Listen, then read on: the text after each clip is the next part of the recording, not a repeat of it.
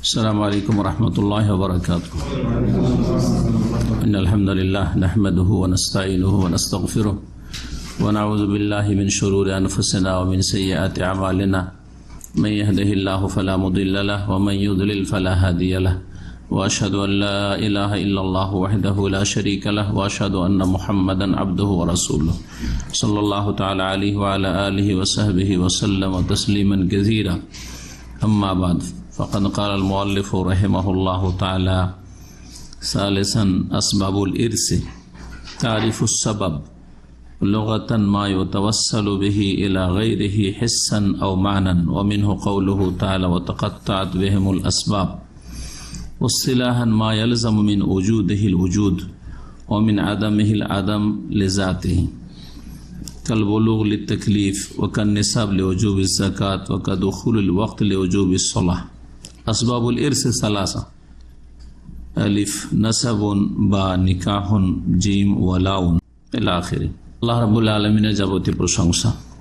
যে মহান আল্লাহ ইনসাফ কায়েম করতে নির্দেশ দান করেছেন এবং নবী মুহাম্মদ রাসূলুল্লাহ সাল্লাল্লাহু আলাইহি ওয়াসাল্লাম যার প্রতি অসংখ্য সালাত ও সালাম বর্ষিত হোক, তিনি ইনসাফ কায়েমের জন্য, সুবিচার প্রতিষ্ঠার জন্য প্রেরিত হয়েছেন।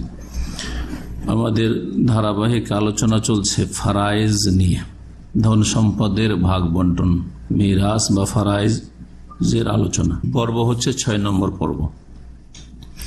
বিষয়বস্তু হচ্ছে আসবাবুল ইরস, অর্থাৎ উত্তরাধিকার হওয়ার উপায় বা কারণ সমূহ বা মাধ্যম, যাই বলে আসবাব।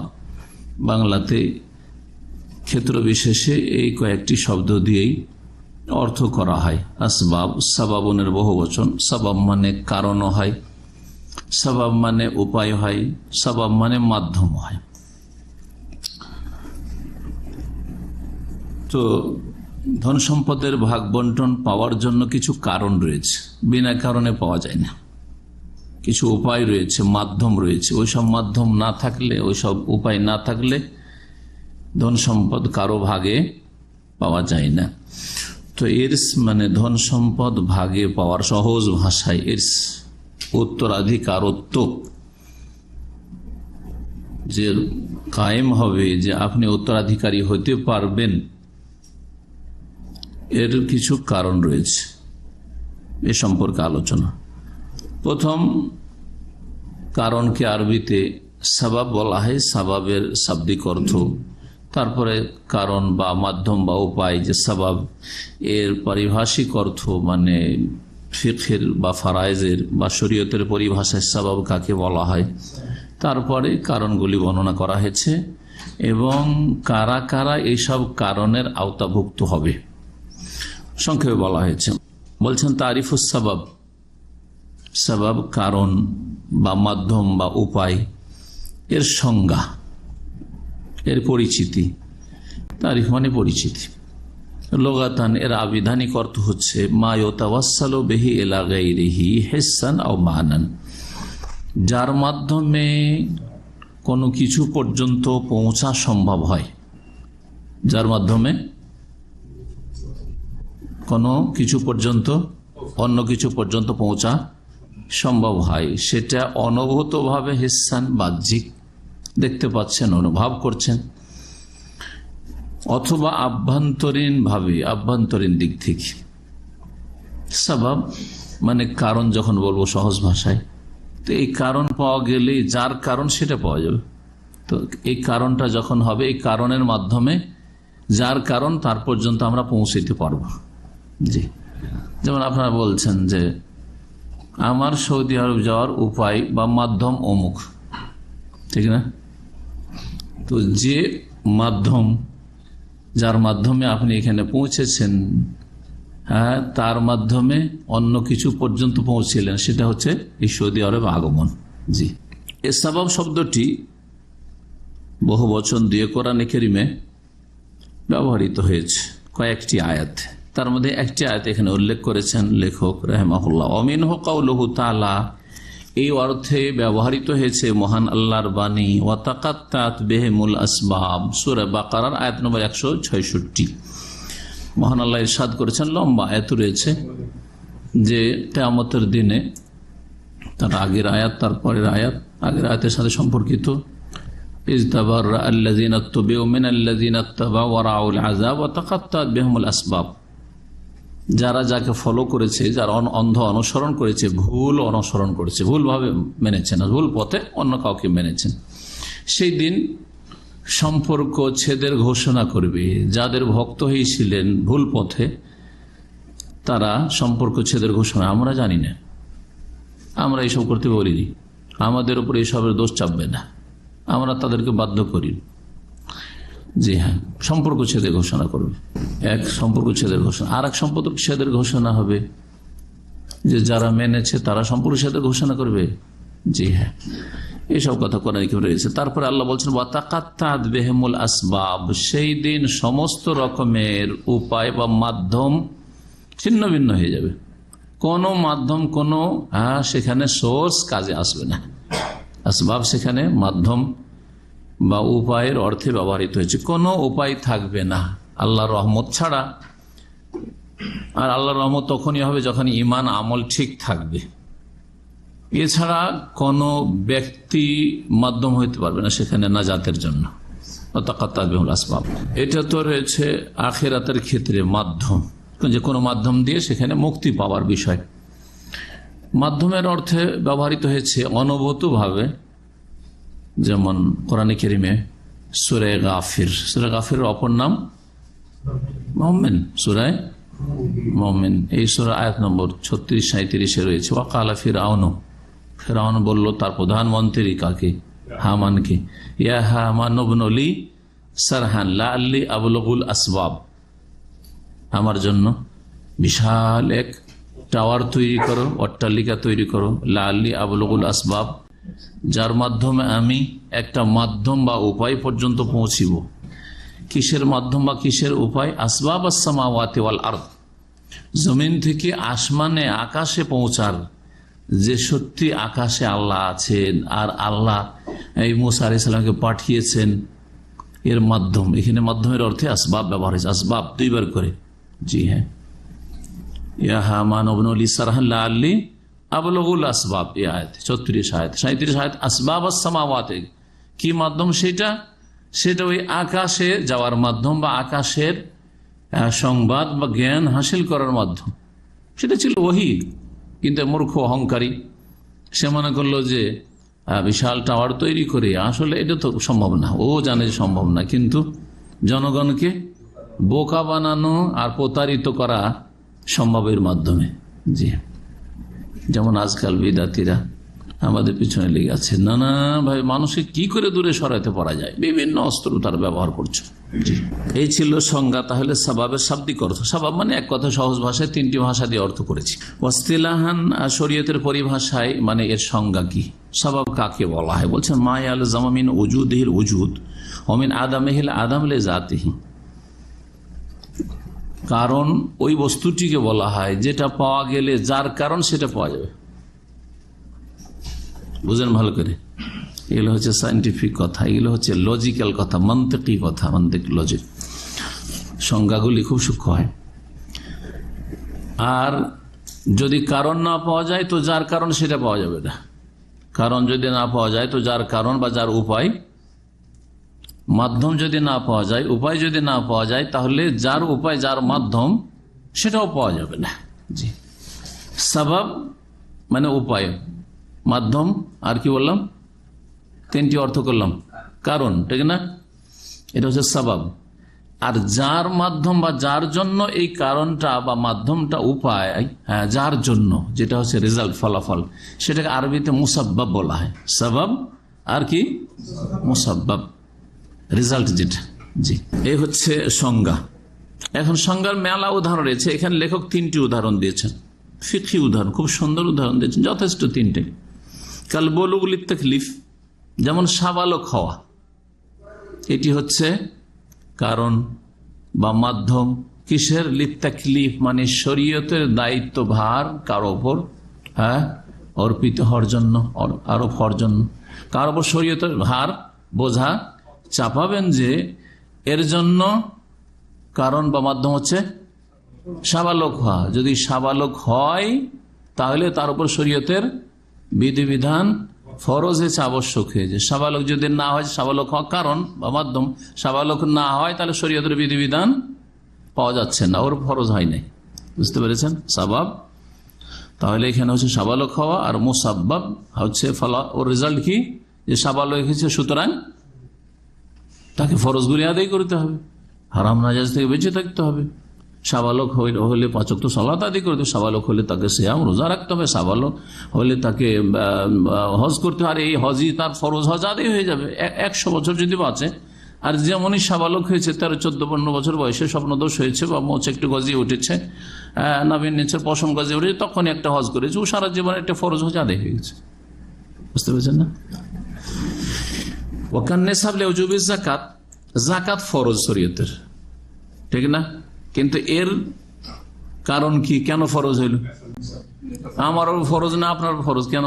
কি কারণে ফরজ নাই? কি কারণে আপনার ফরজ? আপনার কাছে নেশাব আছে, আমার কাছে নেশাব নাই। এবার বুঝতে পেরেছেন কারণ? জি। তো জাকাত ফরজ হওয়ার কারণ বা উপায় হচ্ছে যে আপনার কাছে নিসাব থাকতে হবে। জি। ওয়াকান নিসাব লিওজুবি যাকাত ওয়াকা দুখুল ওয়াক্ত লিওজুবি সালাহ। সালাত ফরজ, কিন্তু সালাত ফরজ হওয়ার জন্য একটি কারণ রয়েছে। কি কারণটা? কি? ওয়াক্ত শুরু হওয়া, সময় শুরু হয়নি, সালাত ফরজ হয়নি। সময় শুরু হওয়ার আগে কেউ মারা গেল, ওর উপরে সালাতই ফরজ হয়। সময় শুরু হয়ে গেছে, সালাত ফরজ হয়ে গেছে, সালাত ফরজ হয়ে গেছে। জোহরের মাথার উপর থেকে সূর্য গড়ে গেছে, জোহর ফরজ হয়ে গেছে, ঠিক না? যতক্ষণ পর্যন্ত কারণ পাওয়া যায়নি ততক্ষণ পর্যন্ত আপনার জন্য আদায় করা চলবে না। সুতরাং কেউ যদি সময় হওয়ার আগে সালাত আদায় করে নেয়, তাহলে কারণই যখন পাওয়া যায়নি, তো মুসাব্বাব ও রেজাল্ট কি করে পাওয়া যাবে? ওই নামাজই হবে না, সালাতই হবে না। বুঝতে পেরেছেন? দুনিয়ার উদাহরণ একটু আগে দিলাম, যে সৌদি আরব আসার জন্য কোনো ব্যক্তি কারণ অথবা কোনো ডকুমেন্টস কারণ আপনার বা উপায়, ঠিক না? পাসপোর্ট একটা উপায়, ভিসা একটা উপায়, ঠিক কিনা? কফিল একজন হওয়া একটা উপায়। জি হ্যাঁ, এটা আপনার হাতে এসছে, ভিসাটা, পাসপোর্টটা, এগুলো হচ্ছে মাধ্যম বা উপায়, এগুলো সবাব। কিসের জন্য? দুখুলি সৌদিতে আপনার ঢোকার জন্য। হ্যাঁ, কোন একটা পেশাতে চাকরি করছেন বা চাকরি পেয়েছেন, এই চাকরিটা হচ্ছে মুসাব্বাব, আপনার রেজাল্ট, ফলাফল। কিসের ফল? আপনার কাছে একটা বিশেষ সার্টিফিকেট ছিল, মদিনা ইউনিভার্সিটির ফারিক, সেই জন্য আপনাকে ইসলামিক সেন্টারে দায়ী হিসাবে নিয়োগ করা হয়েছে। এই সার্টিফিকেট না থাকলে যাকে তাকে রাখা হবে না। তো এই কারণ, ঠিক না? তো এতক্ষণ পর্যন্ত সবাবের শাব্দিক অর্থ আর পারিভাষিক অর্থ, মানে সবাব, কারণ, উপায় কাকে বলা হয়, সংজ্ঞাগুলি বলল। এখন আসল বিষয় আসি, বলছে আসবাবুল ইরসে সালাসা, ধন সম্পদের ভাগ পাওয়ার উপায় হচ্ছে বা মাধ্যম হচ্ছে 3টি। কি কারণে আপনি ধন সম্পদে ভাগ পাবেন আর কি কারণে আরেকজন পাবে না?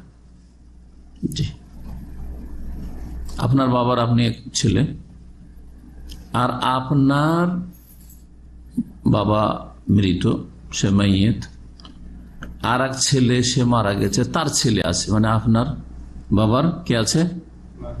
ছেলের ঘরে নাতি আছে, পোতা আছে। জি হ্যাঁ, আপনি পাবেন, সে পাবে না। আপনার পাওয়ার কারণ আছে, ওর পাওয়ার কারণ নেই। বুঝতে পেরেছেন? জি। তো বলছেন যে ধন সম্পদে ভাগ পাওয়ার কারণ হচ্ছে 3টি। আলিফ ক, প্রথম নম্বর হচ্ছে নাসাব, বংশীয় সম্পর্ক। বংশের এমন সম্পর্ক হইতে হবে, কাছের সম্পর্ক, যেই সম্পর্কের মাধ্যমে আপনি বংশীয় সূত্রে ধন সম্পদের ওয়ারিস হতে পেরেছেন বা পারছেন।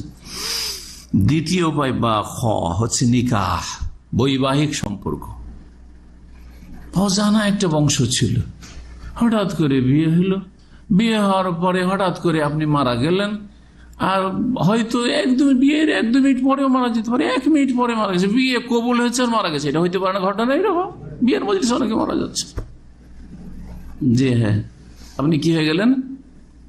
ওই মহিলার ধন সম্পদ যদি থাকে তার ওয়ারিস হয়ে গেলেন। এই যে বিবাহ বন্ধনটাই কারণ। বিয়ের পরে আপনার স্ত্রী হঠাৎ করে সাথে সাথে মারা গেল। সৌদি আরব একটা ঘটনা কিছুদিন আগে হয়েছে, এরকম দেখেছি জি খবরে, বিয়ের অনুষ্ঠানে মারা গেছে। সুবহানাল্লাহ। বিয়ের অনুষ্ঠানে মারা গেছে, বিয়ে হয়ে গেছে, ওই বংশের সাথে ওই মেয়ের সাথে কোনো পরিচয় ছিল না, কিচ্ছু ছিল না, কোনো সম্পর্ক ছিল না, হ্যাঁ, বিয়ের আগ পর্যন্ত। কিন্তু বিয়ের কারণে যে মারা গেল স্বামী, ওর ধন সম্পদে ভাগ পেয়ে যাবে দুই দিক থেকে। নিকাহ জিম গ তৃতীয় মাধ্যম ধন সম্পদে ভাগ পর মৃত ব্যক্তির ওয়ালা, মানে কৃতদাস স্বাধীন করার অনুগ্রহ যদি আপনার থাকে, আপনি কোন কৃতদাসের ওপর এহসান করে থাকেন, অনুগ্রহ করে থাকেন, যে তাকে কি করেছেন, স্বাধীন করে দিয়েছেন। আপনার মালিকানাধীন ছিল, তাকে স্বাধীন করে দিয়েছেন, অথবা কারো মালিকানাধীন ছিল, তাকে ক্রয় করে খরিদ করে স্বাধীন করে দিয়েছেন।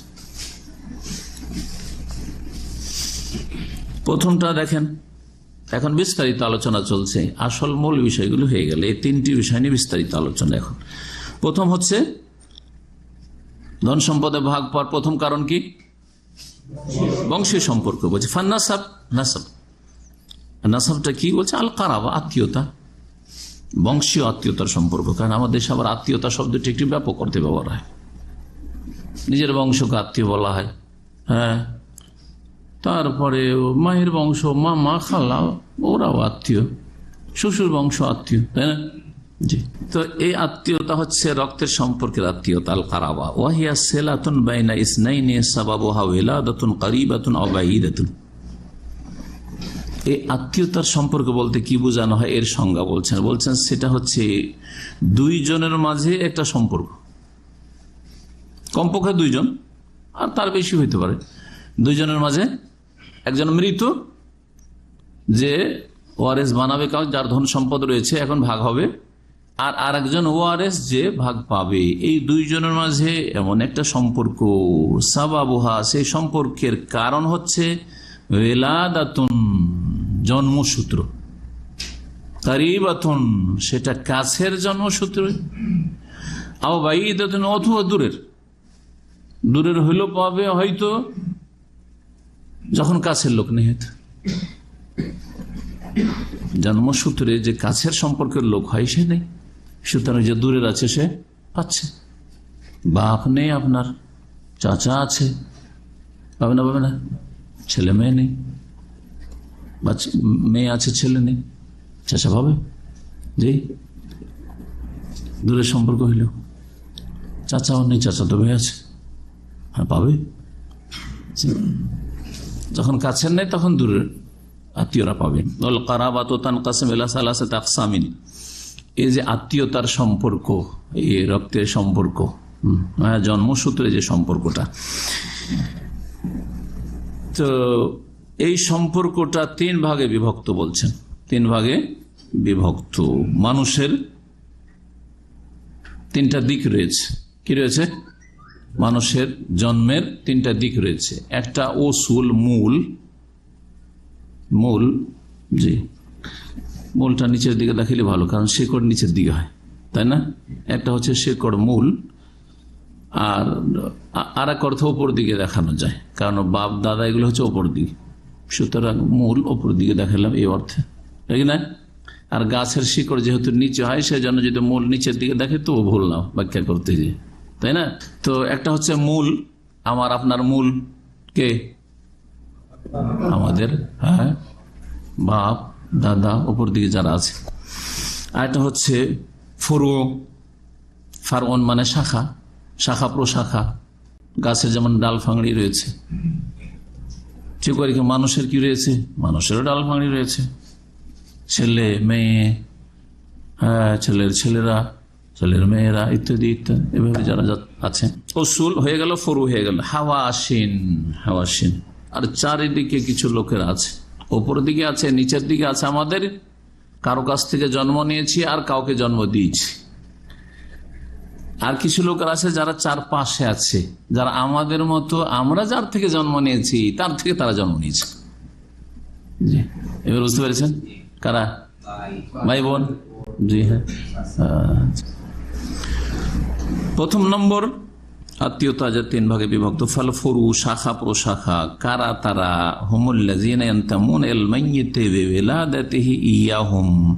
শাখা প্রশাখা বংশের ওই সব লোকদেরকে বলা হয় যারা মৃতের সাথে সম্পৃক্ত, ইন্তেমা মানে সম্পৃক্ত, মৃত ব্যক্তির সাথে সম্পৃক্ত বা সম্পর্কিত, ইয়াহুম, যেহেতু মৃত তাদেরকে কি করেছে, জন্ম দিয়েছে। মৃত তাদের জনক, সৃষ্টিকর্তা আল্লাহ, জন্মদাতা বাপ মা, দুটো তো পার্থক্য করবে না, তাই না? আবার ভাবেন না জন্ম দেয় মানে আল্লাহ আল্লাহ জন্ম দেন, আল্লাহ সৃষ্টি করেন। হ্যাঁ, আল্লাহ খালেক, আর বাপ হচ্ছে ওয়ালিদ। ওয়ালিদ মানে জনক, যে লাম ইয়ালিদ ওয়া লাম ইউলাদ, আল্লাহ জনকও না জাতকও না, ঠিক না? হ্যাঁ, জি হ্যাঁ। তো এখন শাখা প্রশাখা বুঝে গেলেন। শাখা প্রশাখা ওরা মৃতের, যারা মৃতের সাথে সম্পৃক্ত। কোন দিক থেকে সম্পৃক্ত? যে মৃত তাদেরকে ইয়াহুম, যে মৃত ব্যক্তি তাদেরকে জন্ম দিয়েছে, তাদের জন্মদাতা। ওয়াল ওয়ারিসুনা মিনহুম, এর আওতাভুক্ত যারা ওয়ারিসিন হবে, এর মধ্যে কারা পড়বে? বলছে আওলাদুল মাইয়িত, প্রথম পড়বে মৃত ব্যক্তির, মাইয়াতের ছেলে মেয়েরা। আওলাদ মানে ছেলে মেয়ে, শুধু ছেলে সন্তান নাই। আরবরা আজকাল মাতৃভাষাতে ভুল বলে, মাতৃভাষায় অনেক ভুল ভাল, আমরাও বলি, সব জাতি বলে না। কাম ওয়ালাদ ইন্নাক মানে ছেলে সন্তান, ওয়ালাদ মানে ছেলে সন্তান না। ওয়ালাদ ছেলে সন্তান, মেয়ে সন্তান দুটোকে সামিল। কিন্তু যখন ইবন বলবেন ছেলে সন্তান, বিন্ত বলবেন এই সন্তান। জি, এই জন্য কোরআনে কারিমে যখন ধন সম্পদের ভাগ আল্লাহ করেছেন, প্রথম আয়াত বলছে ইউসিকুমুল্লাহ ফি আওলাদিকুম, আল্লাহ তোমাদেরকে ওসিয়ত করছেন, নির্দেশ দিচ্ছেন আওলাদদের ক্ষেত্রে, সন্তান সন্ততিদের ক্ষেত্রে।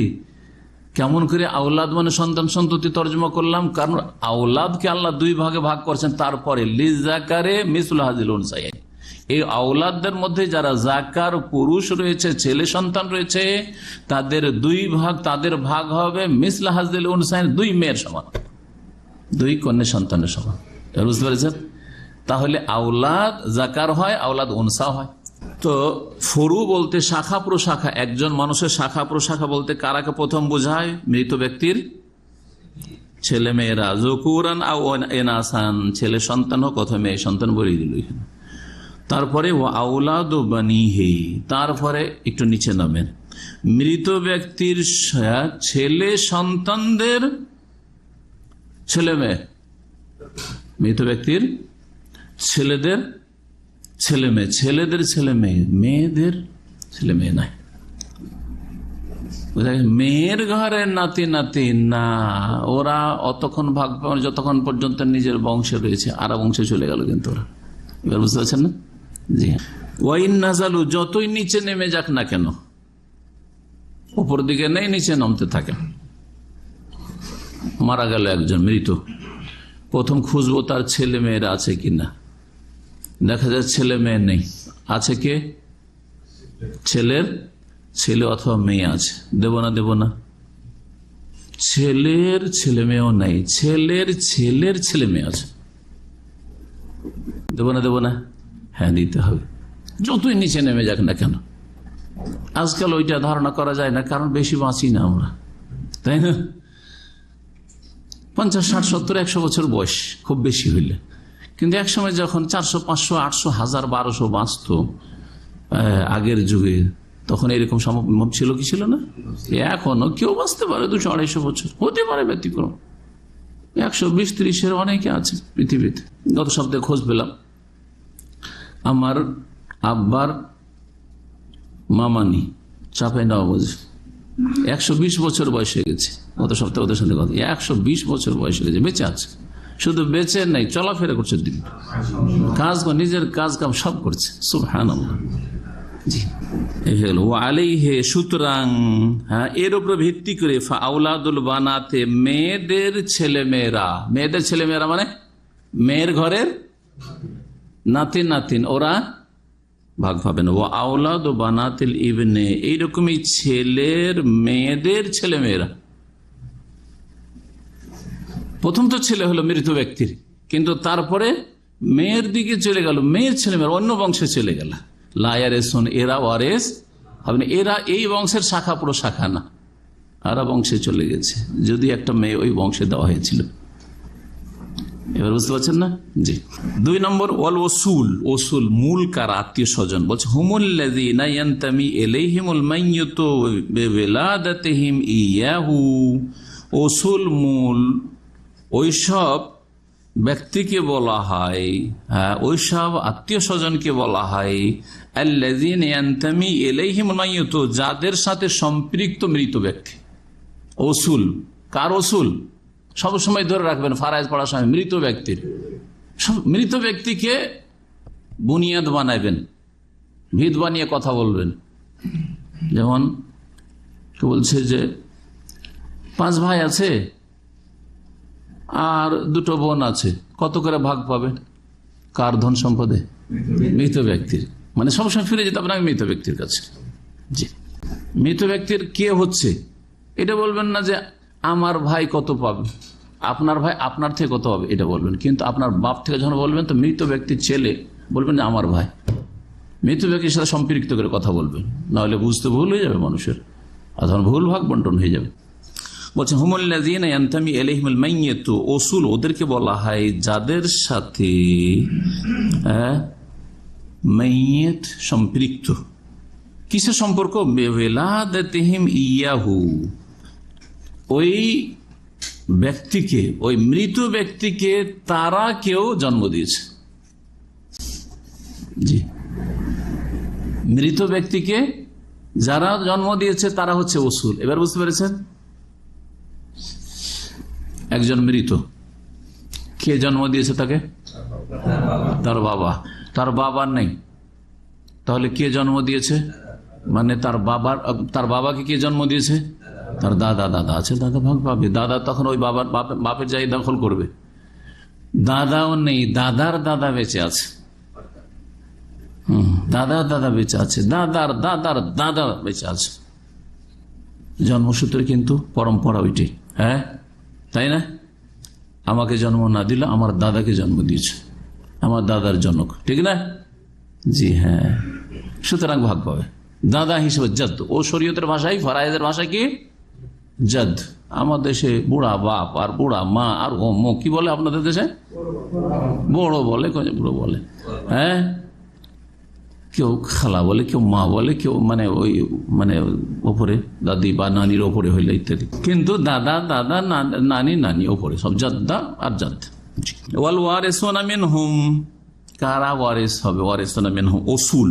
ওসুল যারা আপনার মূল, বা একজন মৃত ব্যক্তির মূল যারা ওসুল, তাদের মধ্যে কারা কারা ওয়ারিস হবে? আবুল মাইয়িত, 1 নম্বরে মৃত ব্যক্তির বাপ, পিতা। ওয়াইন আলা, যদিও ওপরে চলে যাক, কিন্তু ওপরে যাওয়ার জন্য শর্ত যে মাঝখানে কোনো মহিলা না পড়ে। যত পরম্পরা হবে, সিলসিলা হবে, তাতে সবাই যেন পুরুষ থাকবে। মাহদে যকুরে, খালেস পুরুষের মাধ্যমে এই সম্পর্কটা হবে। অর্থাৎ হ্যাঁ বুঝান, বাপ আপনার ওয়ারিস হবে মৃত হইলে, ঠিক আছে? বা একজন মৃত বলেন, আপনার বলিয়েন না, কারণ কেউ মরতে চাই না।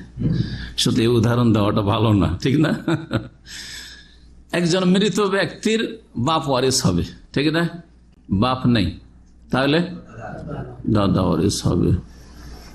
দাদা নেই, কিন্তু তার বাপ আছে, দাদার বাপ আছে, ওয়ারিস হবে। সবগুলি কিন্তু পুরুষ দিয়ে এই সিলসিলা চলছে, পরম্পরা চলছে, ঠিক না? কিন্তু মাঝখানে যদি একজন মহিলা পড়ে যায়, বাপ নেই, হ্যাঁ, বাপের মা দাদি, ওটা আর মশলা। কিন্তু বাপের দাদির বাপ আছে, মাঝখানে এক মহিলা পড়ে গেল, বাপের দাদির বা বাপের মার বাপ আছে, বাপের মায়ের বাপ আছে, ওয়ারিস হবে না? হবে না। ওই জন্য বলছে মাহদি যকুর, সবগুলি ওই সিলসিলাতে কি থাকতে হবে? পুরুষ থাকতে হবে। আর কি হবে? উম্মুল মাইয়িত, ওসুলের মধ্যে শুধু পুরুষ নেই, মহিলাও আছে। মৃত ব্যক্তির মা, তার মাতাও ওয়ারিস হবে। জি, তার 3টি অবস্থা আছে, কখনো এতটা পাবে, কখনো এতটা পাবে, ওগুলো আসবে বিস্তারিত, কোন অবস্থায় কত পাবে। মৃত ব্যক্তির মাতা পাবে। ওয়াইন আলাত বে মাহদিল এনাস, যদিও উপরে চলে যায়, কিন্তু সবগুলি যাতে করে পরম্পরা মহিলা হয়। জি, মাঝখানে কোনো পুরুষ না ঢোকে, পুরুষ ঢুকলে পাবে না। জি হ্যাঁ, তাহলে এখন বুঝেন সহজে, আপনার মা পাবে বা মৃত ব্যক্তির মা পাবে, ঠিক আছে? মা নেই কিন্তু মায়ের মা আছে, পাবে। জি, মায়ের নানি আছে, পাবে। হ্যাঁ, মায়ের নানির মা আছে, পাবে। মায়ের নানির নানি আছে, পাবে। সবগুলি মহিলা মহিলা হয়ে চলছে, কিন্তু মাঝখানে একটা পুরুষ যদি ঢুকিয়ে দেন, মায়ের বাপের মা। জি, মায়ের মা নেই, মাপে তো মা নেই, কিন্তু মায়ের বাপের মা আছে, পাবে? পাবে না। মাঝখানে কে ঢুকে গেল? পুরুষ ঢুকে গেল। আগের অবস্থায় যেমন কোন মহিলা মাঝখানে ঢুকলে পাবে না, ঠিক তেমনি মায়ের ক্ষেত্রে, বাপের ক্ষেত্রে ওইটা হলো, মায়ের ক্ষেত্রে মাঝখানে কোনো পুরুষ ঢুকলে পাবে না ওপরের গুলো। ও উম্মু আবিল মাইয়িত, মৃত ব্যক্তির বাপের মা। মৃত ব্যক্তির বাপ মারা গেল, বাপ, ওর বাপের মা কে হয়? বাপের মা দাদি, পাবে। তাহলে দাদিও পাবে, যেমন দাদা পাবে তেমন দাদিও পাবে। ওয়াইন আলাত, মৃত ব্যক্তির বাপের মা আর তার উপরে সবগুলি মহিলা।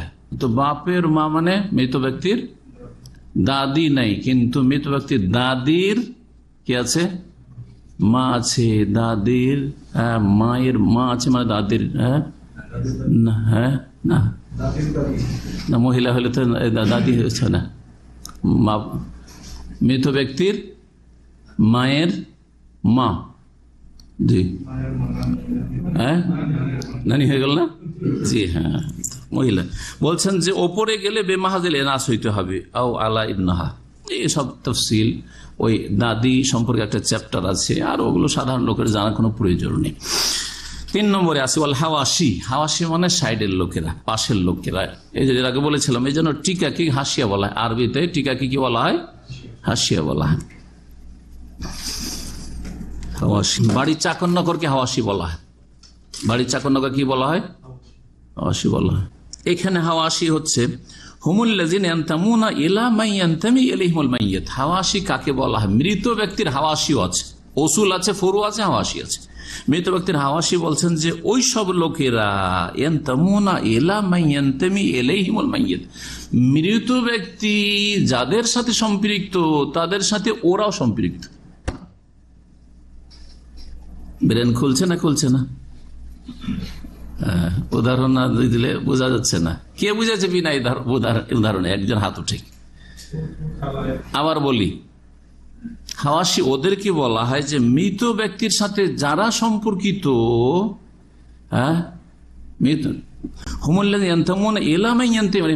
ওই সব লোকেরা যারা এমন লোকদের সাথে সম্পৃক্ত যারা মৃত ব্যক্তির সাথে সম্পৃক্ত।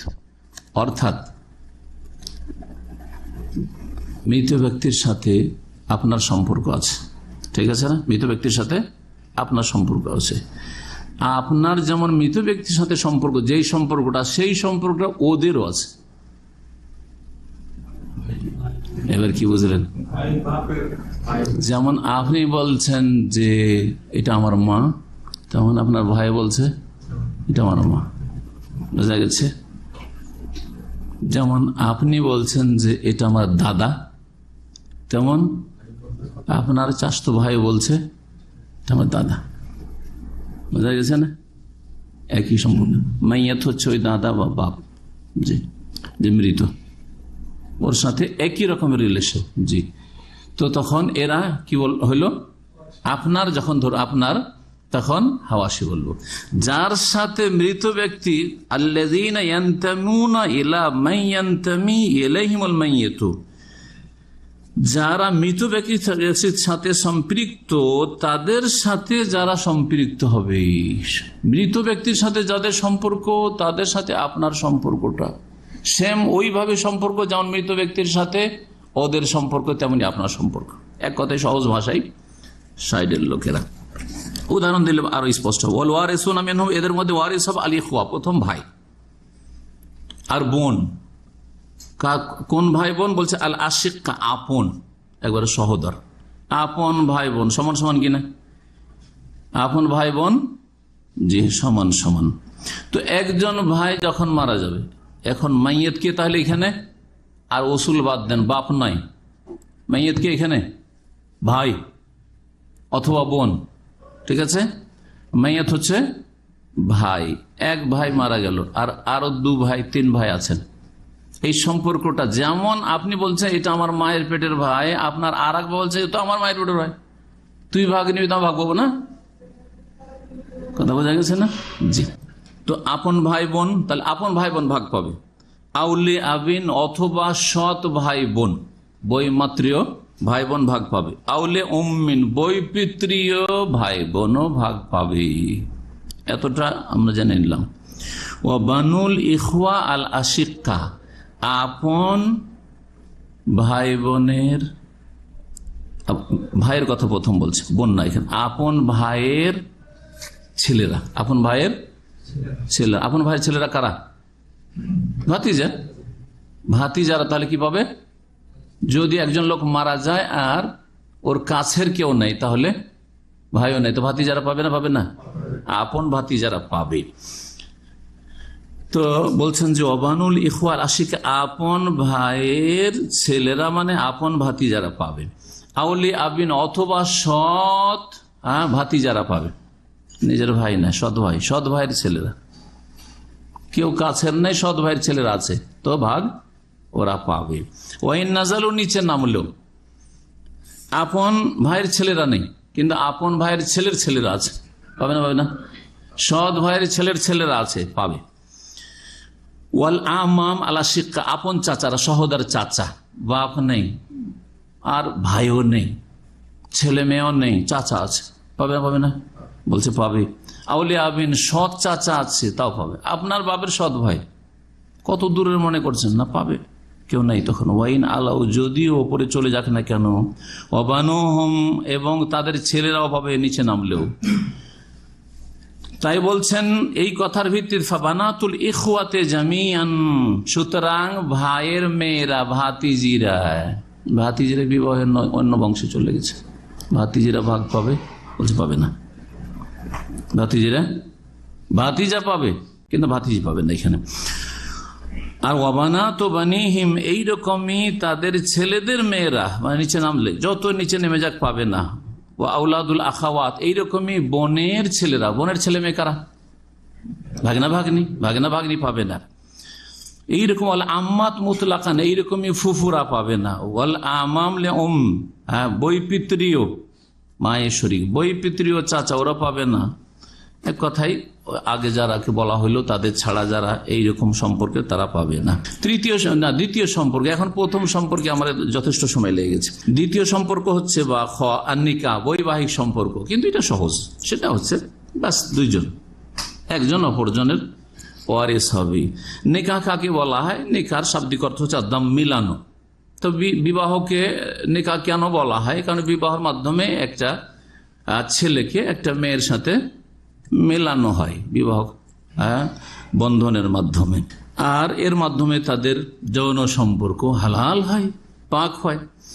ওয়াসতিলাহান, শরীয়তের ভাষায় আকদুন নিকাহ সাহি, নিকাহ বলা হয় সহি শুদ্ধ বিবাহ বন্ধনকে শরীয়তের দৃষ্টিতে। ওয়াইনলাম ইয়াহসুল বাদাহু, যদিও তাদের সহবাস না হয়ে থাকে, নির্জনতা অবলম্বন করেন, শুধু বিয়ে হয়েছিল, দেখা সাক্ষাৎ হয়নি, কখন নির্জন 1 মিনিটের জন্য দেখা সাক্ষাৎ হয়নি, তবুও কি বলবো যে বিবাহ অমুকের সাথে হয়েছে।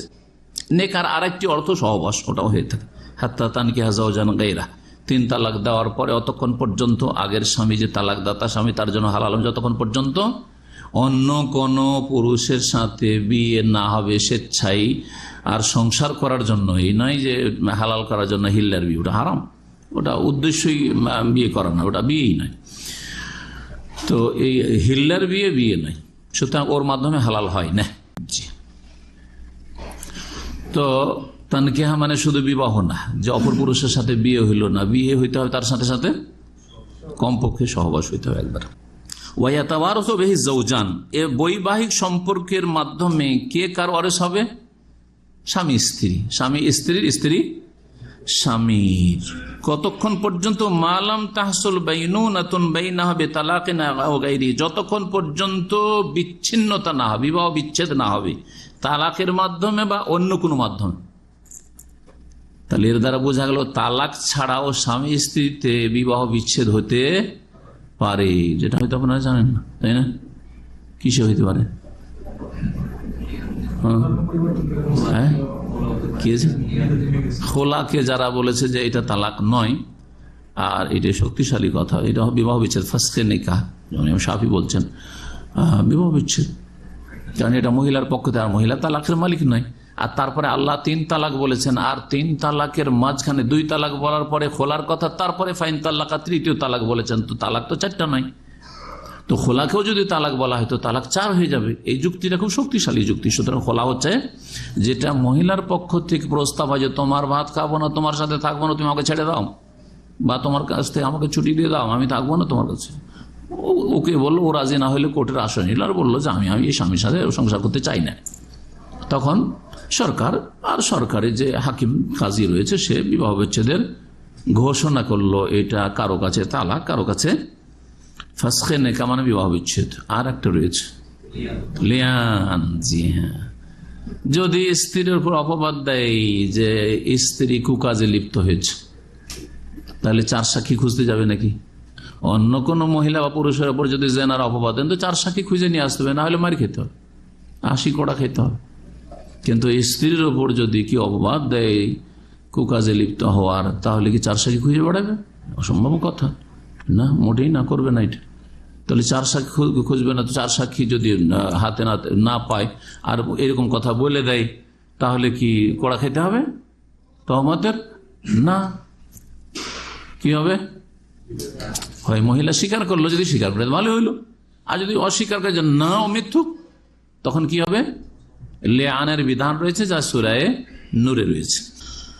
তো স্বামী স্ত্রী একে অপরের ওয়ারেস হবে, উত্তরাধিকারী হবে যতক্ষণ পর্যন্ত বিবাহ বিচ্ছেদ না হয়েছে মৃত্যুর আগে। মৃত্যুর 1 মিনিট আগে যদি বিবাহ বিচ্ছেদ হয়ে যায়, কিন্তু স্থায়ী বিচ্ছেদ, অস্থায়ী না। তালাক দিয়েছে মাত্র, এখন ইদ্যতে আছে, 1 তালাক দিয়েছে অথবা 2য় তালাক দিয়েছে, এখন ইদ্যতে আছে। তাহলে কার স্ত্রী বলে গণ্য? তারই স্ত্রী বলে গণ্য, কারণ তার ফিরিয়ে নেওয়ার অধিকার আছে, তার ফিরিয়ে নেওয়ার অধিকার আছে যতক্ষণ পর্যন্ত ইদ্যতের ভিতরে আছে। সুতরাং ও যদি বলে না আমি তালাক দিয়ে দিচ্ছি, বা ওর আত্মীয়রা বলে ও তো মারা গেল, কিন্তু ওর আত্মীয়রা, ওর বাপ ভাইরা যদি বলে যে আমার ছেলে তো তালাক দিয়ে দিচ্ছে, এই বউকে কেন আমরা ভাগ দেবো? না, দিতে হবে, ইদ্যতের ভিতরে আছে। জি, বলছেন যে ফাইজ হাসালাত তালাক, সুতরাং যদি তালাক হয়ে যায়, ওয়াকানা রাজঈয়ান, আর সেই তালাক রাজঈ হয় মানে এমন তালাক যাতে ফিরিয়ে নেওয়ার অধিকার থাকে, ইয়াতাওয়ারাসানে, তাহলে একে অপরের ওয়ারিস হবে। স্ত্রী মারা গেলে স্বামী তার কথা বলার অধিকার নেই যে আমাদের মেয়েকে তো তুমি তালাক দিয়ে দিচ্ছ, কিসের ভাগ পাবে তুমি, একটা পয়সা দেবো না, চলবে না। ফালা বলছেন যে ইয়াতাওয়ারাসানে, একে অপর ওয়ারিস মালাম তানতাহিল ইদ্দাত, যতক্ষণ পর্যন্ত ইদ্যত না পার, ফাইজান তাহলে ইদ্দাত, যখন ইদ্যত পার হয়ে যাবে, ফালা ইয়াতাওয়ারাসানে, একে অপর ওয়ারিস হবে না। ওয়ালাবিত তাহমাল আহদাহুমা হিরমান আল আখর লিল মিরাস, যদিও একজন অপরজনকে অপবাদ দেয়, ইদ্যত পার হয়ে গেছে আর তারপরে মারা গেল, এখন বলছেন আমি ভাগ পাবো, ভাগ দেওয়া যাবে না? ভাগ দেওয়া যাবে না। তখন ও বলছেন না না, ও আমাকে বঞ্চিত, মহিলা বলছে আমাকে বঞ্চিত করার জন্য তালাক দিচ্ছে, অসৎ উদ্দেশ্য ছিল, অসুস্থ ছিল, মরে যাবে, আর দেখছে যে মরে যাবে এত ধন সম্পদ পেয়ে যাবে, এই জন্য আমাকে বঞ্চিত করার জন্য তালাক দিচ্ছে।